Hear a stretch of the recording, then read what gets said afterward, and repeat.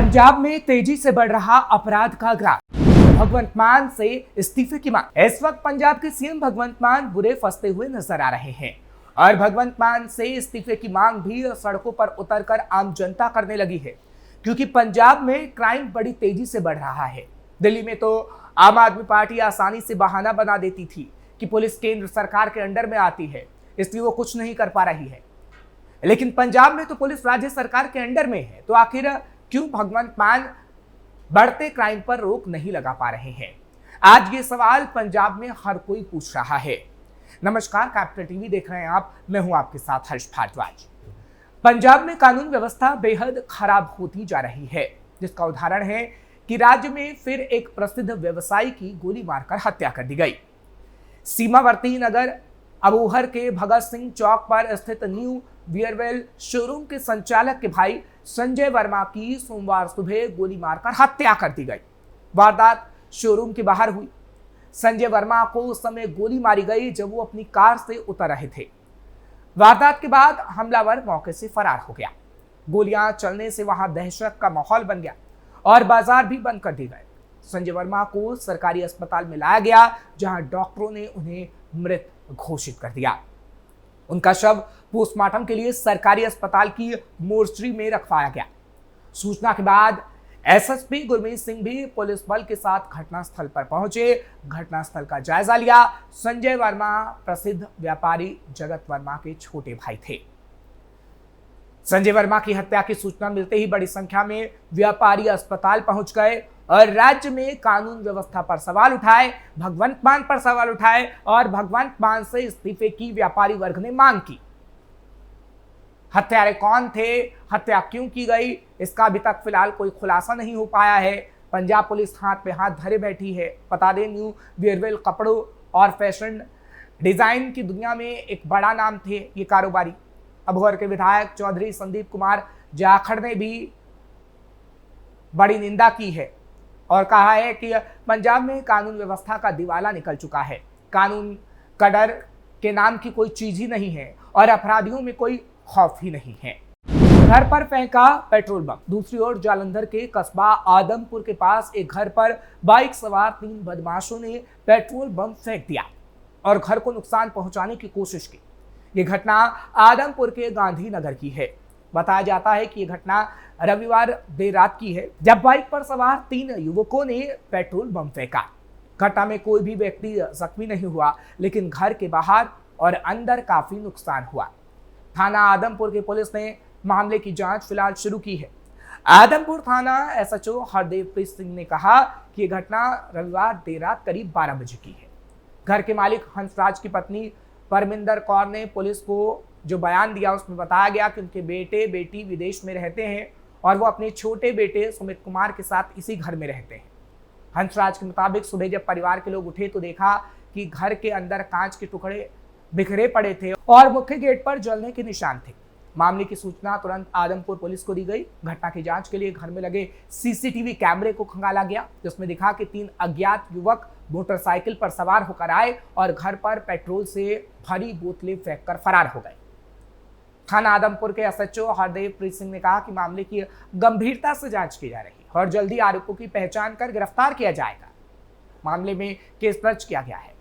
हालांकि पंजाब में सिर्फ और सिर्फ केस दर्ज किया जाता है और कह दिया जाता है कि मामले में जल्द से जल्द कार्रवाई होगी, लेकिन ऐसा होता नहीं है। ऐसे कई मामले हैं जो पंजाब में देखने को मिले हैं, जिसका जिक्र भी आपके सामने कर देते हैं।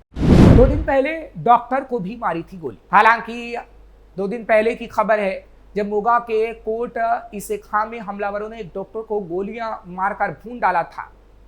राज्य में फिरौती मांगने की घटनाएं बड़ी तेजी से बढ़ रही हैं और डॉक्टर से भी फिरौती मांगी गई थी, जिससे कहा जा सकता है कि कानून व्यवस्था के मोर्चे पर सरकार असहाय नजर आ रही है। यानी पंजाब की सरकार क्राइम पर कंट्रोल नहीं लगा पा रही है। दिल्ली में केंद्र की पुलिस पर सवाल उठाने वाली आम आदमी पार्टी की सरकार आज पंजाब में क्राइम को कम नहीं कर पा रही है। हालांकि दिल्ली में भी आप झूठ बोला करती थी कि दिल्ली पुलिस केंद्र के पास है, इसलिए दिल्ली में क्राइम रेट बढ़ रहा है, जबकि दिल्ली पुलिस ने खुद आंकड़े जारी किए थे और बताया था कि क्राइम घटा है।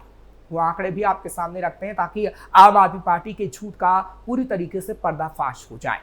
दिल्ली में 10 सालों में कितना घटा क्राइम। दिल्ली पुलिस ने पिछले 10 सालों का आंकड़ा जारी किया था, जहां पर साल 2015 से लेकर 2024 तक दिल्ली में क्राइम के कितने मामले सामने आए हैं बताया गया था। इसमें हत्या, दुष्कर्म, लूट, छपटमारी, महिला अपराध, दंगा और टोटल आईपीसी समेत कई मामले शामिल थे। आंकड़ों से पता चलता है कि दिल्ली में साल 2015 के मुकाबले पिछले 10 सालों में क्राइम बढ़ा नहीं बल्कि कम हुआ है, जबकि आम आदमी पार्टी क्राइम बढ़ने का दावा कर रही थी। दिल्ली पुलिस के आंकड़े सामने आने के बाद आपके आरोप गलत साबित हुए थे।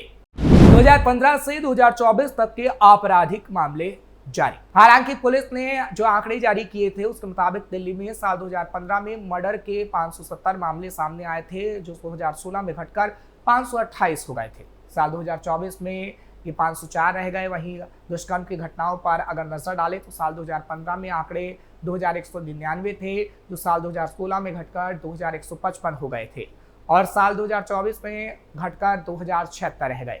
वहीं बात अगर दंगों की करें तो साल 2015 में 130 मामले सामने आए थे, जो कि साल 2016 में घटकर सिर्फ 80 रह गए और साल 2024 में घटकर 33 हो गए।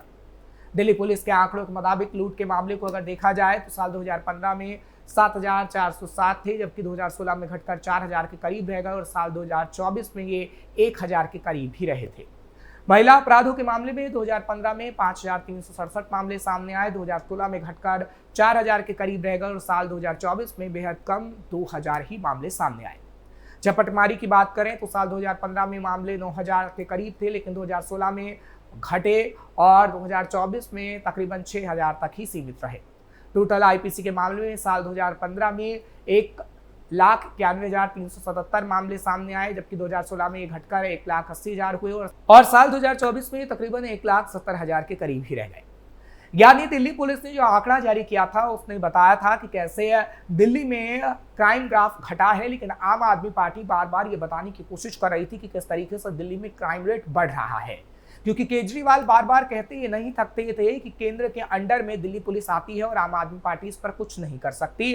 और जब दिल्ली में क्राइम कोई भी सामने आता था तो सीधे बीजेपी सरकार को निशाने पर लेती थी। लेकिन अगर पंजाब की बात की जाए तो पंजाब में इस वक्त आम आदमी पार्टी की ही सरकार है और आम आदमी पार्टी की सरकार ने दावा भी किया था कि पंजाब में हम क्राइम रेट को कम करेंगे, लेकिन ऐसा पंजाब में हुआ नहीं।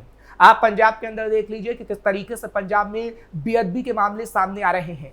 पंजाब में किस तरीके से दिन दहाड़े गोली मार दी जा रही है, डॉक्टरों को गोली मार दी जा रही है, जो प्रसिद्ध व्यक्ति है उसको गोली मारी जा रही है, फिरौती के मामले सामने आ रहे हैं। हालांकि इस पर विपक्ष कई सवाल भी खड़े कर रहा है, जिस तरीके से बीजेपी सवाल उठा रही है और कह रही है कि अब आखिर केजरीवाल क्यों जवाब नहीं देते, क्योंकि राष्ट्रीय राजधानी दिल्ली में तो वो कह देते थे कि केंद्र के अंडर में राष्ट्रीय राजधानी की पुलिस है इसलिए हम कुछ नहीं कर सकते, लेकिन क्या पंजाब में भी वो यही कहेंगे?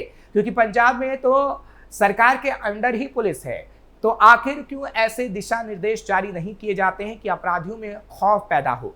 क्यों भगवंत मान की सरकार सिर्फ और सिर्फ ये दिखावा कर रही है कि वो क्राइम रेट कम कर रही है, लेकिन ऐसा पंजाब के अंदर हो नहीं रहा है? क्योंकि पंजाब के अंदर अगर क्राइम रेट कम हो रहा होता तो शायद ऐसे मामले सामने ना आते जो हम आपको बता रहे हैं। हालांकि ऐसा नहीं है कि सिर्फ बीजेपी ही हमलावर हो, खासतौर पर कांग्रेस भी इस वक्त आम आदमी पार्टी पर हमलावर है और हमला बोल रही है और ये कह रही है कि अब तो आम आदमी पार्टी के पास मौका है अच्छा खासा, जब ये बताए कि किस तरीके से पंजाब में आम आदमी पार्टी की सरकार काम कर रही है और क्राइम रेट को कम कर रही है, लेकिन ऐसा आम आदमी पार्टी की सरकार नहीं कर पा रही है। यानी भगवंत मान अब फंसते हुए नजर आ रहे हैं, क्योंकि भगवंत मान ने दावा किया था कि सरकार में अगर आम आदमी पार्टी आती है तो आम आदमी पार्टी के आने से ही पूरी तरीके से अपराधियों में खौफ पैदा होगा और अपराधी प्रदेश छोड़कर भाग जाएंगे। ये बात तक उन्होंने कह डाली थी, लेकिन अपराधी ना तो प्रदेश छोड़कर भाग रहे हैं बल्कि पंजाब में अपराध बड़ी तेजी से बढ़ रहा है और हम देख रहे हैं कि किस तरीके से हत्याकांड तक के मामले सामने आ जा रहे हैं।